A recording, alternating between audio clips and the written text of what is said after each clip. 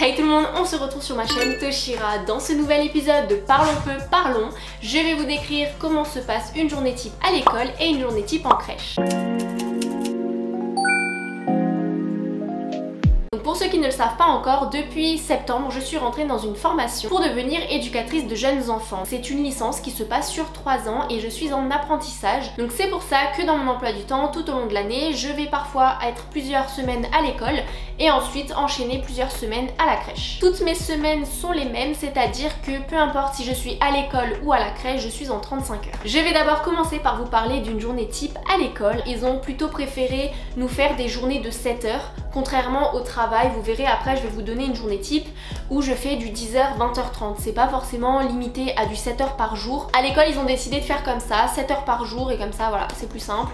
Le 35 heures, il est fait, mais en structure, c'est différent. En structure, parfois, je peux faire des journées de 5 heures comme des journées de 8 heures. Mais en finalité, en fin de semaine, j'ai quand même fait mes 35 heures. C'est juste que mes horaires sont organisés d'une manière différente, contrairement à l'école. Et donc, pour une journée type à l'école, en général, on a à peu près 3 heures de cours le matin avec le même intervenant, 1 heure de pause entre midi et 2 et 4 heures de cours l'après-midi. Ça arrive pour certaines journées qu'on ait le même intervenant toute la journée, donc ça c'est assez long. C'est des journées qui sont beaucoup plus longues que si on a des coupures, donc si on a un intervenant le matin et un autre intervenant l'après-midi. Si vous n'avez pas encore vu ma toute première vidéo, je vous explique un mois complet de comment ça se passe à l'école, n'hésitez pas à aller la voir, je vous la mettrai en barre d'infos. Dans l'autre vidéo, je vous spécifie que ce ne sont pas des professeurs que nous avons, ce sont vraiment des intervenants qui sont issus de métiers de la branche sociale, donc c'est vraiment des personnes qui vont en général parler de leur métier et qui vont s'appuyer de leurs expériences au niveau de leur métier pour pouvoir nous faire cours. Et donc ce que je vous disais, c'est que la plupart du temps, les intervenants n'ont pas la même façon de nous enseigner les choses, en sachant que ce ne sont pas des profs de base. Et donc toutes ces différentes manières qu'ont ces intervenants de nous faire cours, c'est vraiment ce qui va créer la dynamique de la journée. Et donc en général, si c'est des intervenants qui n'ont pas trop l'habitude de donner cours et qui vont plutôt avoir un rythme et une voix assez monotone pendant 7 heures par jour, je vous assure que c'est assez difficile. Mais donc la plupart du temps, pour une journée type à l'école, c'est vraiment 3 heures, on a un intervenant le matin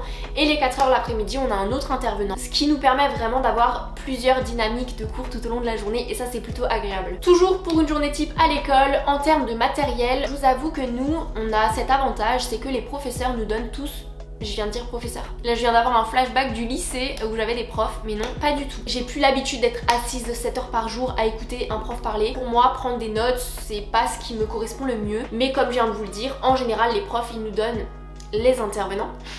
Ils nous donnent le diapo en début de cours. En général du coup le week-end je me pose vraiment au calme dans mon bureau et je reprends en fait au propre le cours, je relis le diaporama. Comme dit, n'hésitez vraiment pas à aller voir la première vidéo de comment ça se passe à l'école, tout simplement parce que ce que je vais dire dans cette vidéo, il y aura beaucoup de liens avec la première vidéo. Et donc comme je le spécifiais dans l'autre vidéo, tout au long de la semaine on a une dizaine de cours différents, donc sur des sujets différents. On peut passer de la psychologie de l'enfant au développement de l'enfant, développement psychomoteur. On va même passer par des journées où on doit faire du bricolage pour créer en finalité un spectacle pour des enfants. On peut aussi avoir des cours sur la présentation des différentes structures dans lesquelles un EJE peut travailler. Et donc ça tout au long d'une semaine, c'est assez condensé. Et donc moi j'aime bien le week-end reprendre tous ces cours au propre, faire mes petites fiches. Mais ça ce sera du coup l'objet d'une autre vidéo où je vous présenterai un petit peu comment je m'organise pour mes révisions et pour les devoirs qu'on a à rendre. Là je vous raconte une journée type à l'école de comment ça se passe dans une école de JE.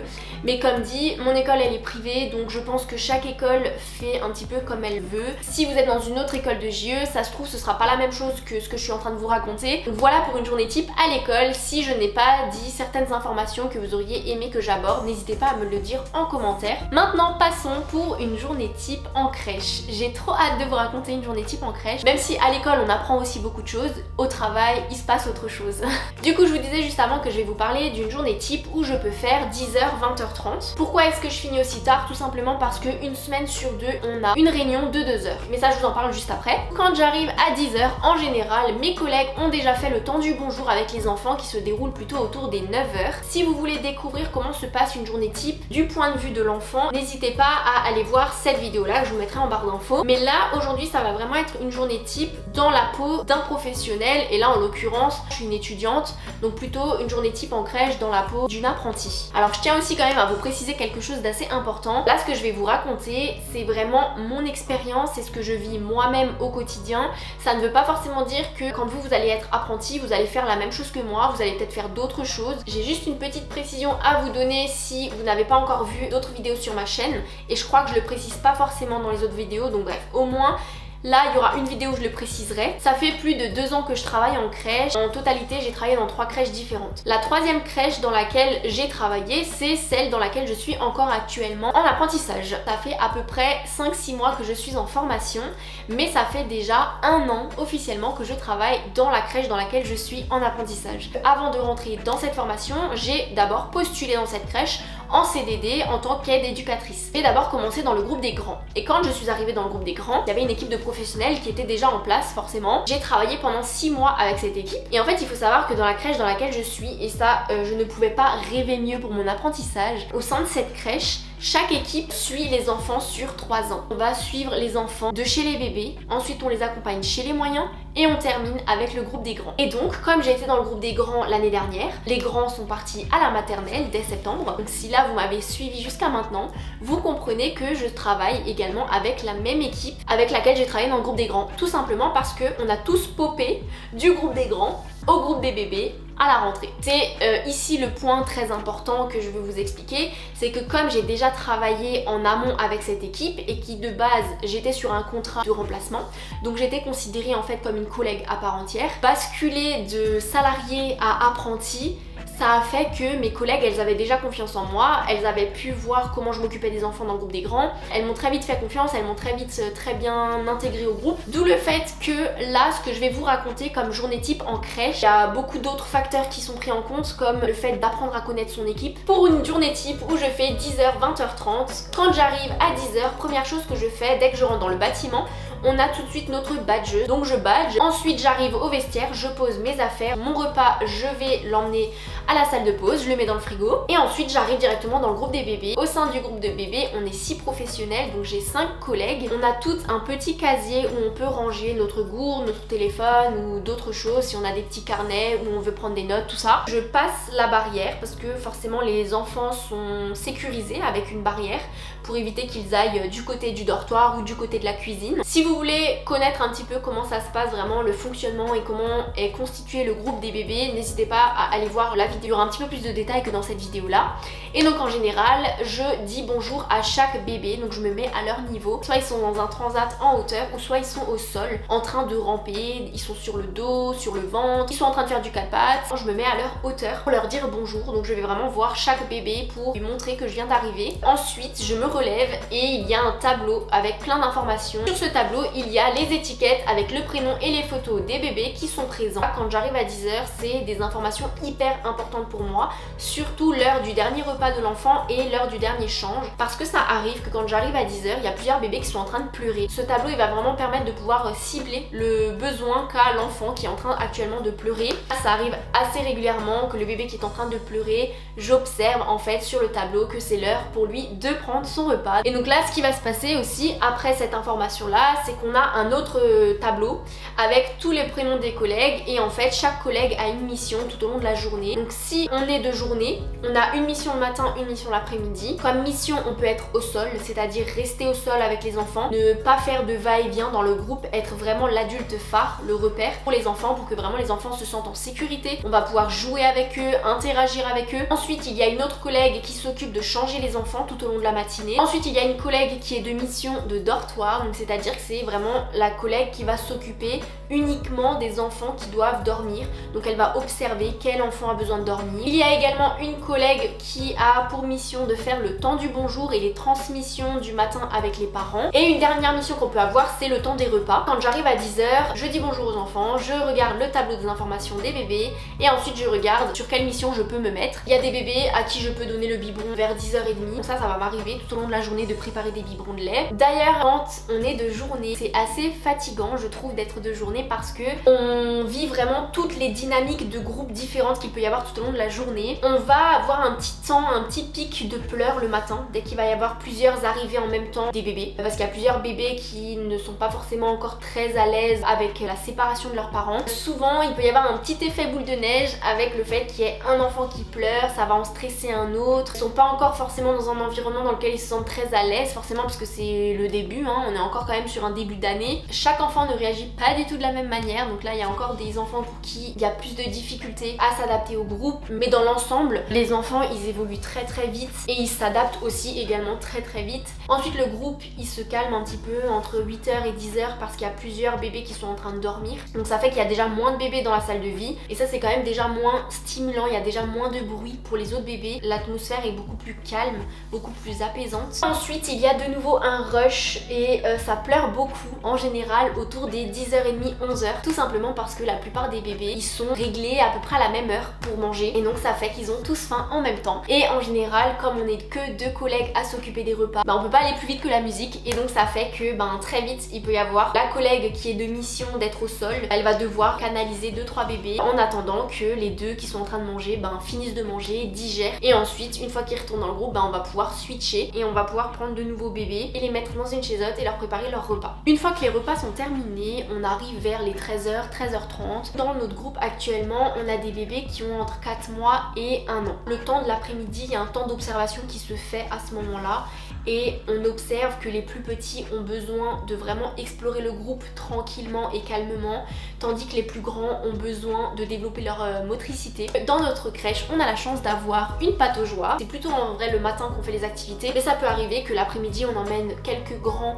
en pataugeoire, on emmène aussi des bébés en pataugeoire. Sinon on a également une salle de psychomotricité, c'est une grande salle avec au milieu de cette pièce une structure avec des escaliers, des toboggans et ça va permettre en fait aux grands de pouvoir monter des escaliers, descendre le toboggan, ils vont pouvoir apprendre à grimper. Il y a également des enfants forcément qu'on emmène en salle de psychomote qui ne marchent pas encore. On a une petite qui a cette habitude de ramper avec son bras gauche et d'avancer avec sa main droite en même temps et ses jambes elle les laisse traîner et donc la salle de psychomotricité avec les escaliers va lui permettre d'avancer avec ses bras sur les escaliers. Dès qu'elle atteint la première marche avec ses pieds, elle va apprendre à pousser sur ses pieds. La salle de psychomotricité va avoir un but dans le fait d'aider les enfants à développer leur motricité. La motricité fine ça va vraiment être des activités minutieuses comme un grand qui va apprendre à tenir des ciseaux en main, un crayon, apprendre à colorier, et la motricité globale ça va vraiment être quand l'enfant il va apprendre à sauter, à courir, à grimper et la salle de psychomote elle est vraiment là prévue à cet effet pour la motricité globale. Donc ça c'est en général ce qui se passe l'après-midi. J'accompagne une collègue avec 5-6 enfants, on est à deux à peu près pendant 1h à 1h30. Le temps